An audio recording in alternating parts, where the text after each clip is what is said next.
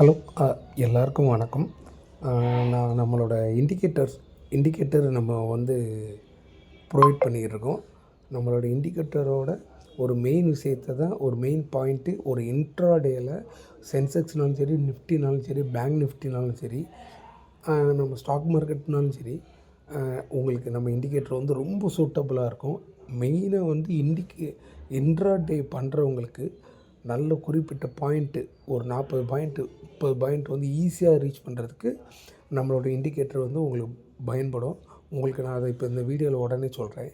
அதாவது இங்கே பார்த்தீங்க அப்படின்னா, நீங்கள் எங்கே கேண்டில் ஓப்பன் ஆகி எங்கே உங்களுக்கு டார்கெட் வைக்கலாங்கிற வரை உங்களுக்கு அந்த இந்த இண்டிகேட்டர் உங்களுக்கு கொடுத்துரும். அதை நான் டெய்லி காலையில் உங்களுக்கு நீங்கள் எனக்கு கால் பண்ணி வாட்ஸ்அப் குரூப்பில் எனக்கு ஜாயின் பண்ணிட்டீங்க அப்படின்னா, உங்களுக்கு நான் அதை டெய்லி காலையில் அந்த லெவல்ஸை அப்டேட் பண்ணிடுவேன்.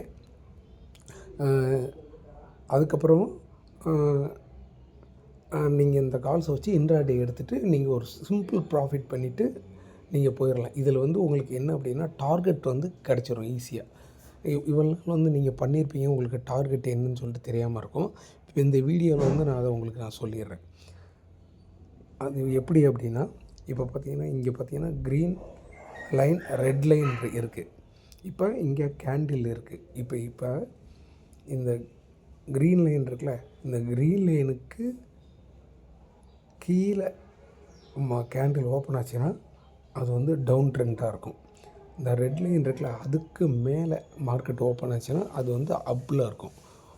இது ஒரு 70% தான் நான் சொல்கிறது. ஆனால் மேக்ஸிமம் 70% உங்களுக்கு ஷுவராக அந்த ரெட் லைனுக்கு மேலே ஓப்பன் பண்ணால் உங்களுக்கு அது அப்பில் இருக்கும். இது டவுனில் இருக்கும். அந்த க்ரீன் லைன் கீழே ஓப்பன் பண்ணி உங்களுக்கு அந்த க்ரீன் டவுனை டச் பண்ணிச்சுன்னா அது ஒரு டார்கெட். அதுவே உங்களுக்கு ஒரு 40 பாயிண்ட் வந்துடும்.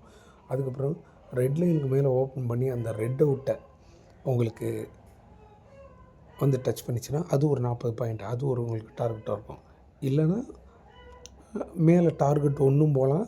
மார்க்கெட் நல்லா இருந்துச்சுன்னா டார்கெட் 1ம் போகும், 2ம் போகும். இங்கே கீழே பிரேக் டவுன் இருக்கா, அந்த க்ரீன் டவுன் இருக்கா, இது இந்த டார்கெட் 1, டார்கெட் 2ம் வரும். அது மார்க்கெட்டோட அந்த அன்னைக்கு நகர்வு ஸ்ட்ரக்சர் பொறுத்து, அந்த ஜியோ பாலிட்டிக்ஸ் இருக்குல்ல, அதை வச்சு வரும். இது இன்னும் மேல் தகவல் வேணும்னா நீங்கள் என்கிட்ட வாங்க. இப்போ அதுக்கு ஒரு உதாரணம் கொடுக்குறேன்.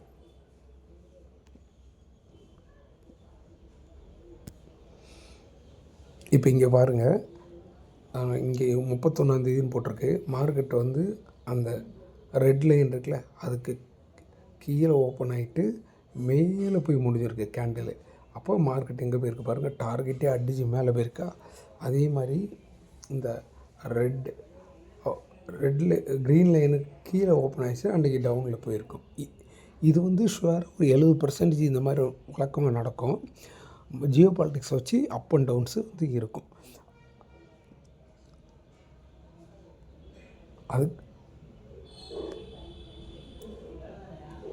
அதுக்கப்புறம் பார்த்தீங்கன்னா, இந்த க்ரீன் லைனுக்கும் இந்த க்ரீன் டவுன் இருக்குல்ல, சாரி இந்த ரெட் லைனுக்கும் க்ரீன் லைனுக்கும் நடுவில் மார்க்கெட் ரன்னிங் இருந்துச்சுன்னா சைட்வேஸில் இருக்கும். நீங்கள் அதுலேயும் நீங்கள் இன்ட்ராடே பண்ணிக்கலாம். இந்த இதில் கூட பாருங்கள், அதுக்கு உள்ளே இருக்குது அப்படின்னா மார்க்கெட் அப்படி சைட்வேஸில் தான் ரன்னிங் ஆகும்.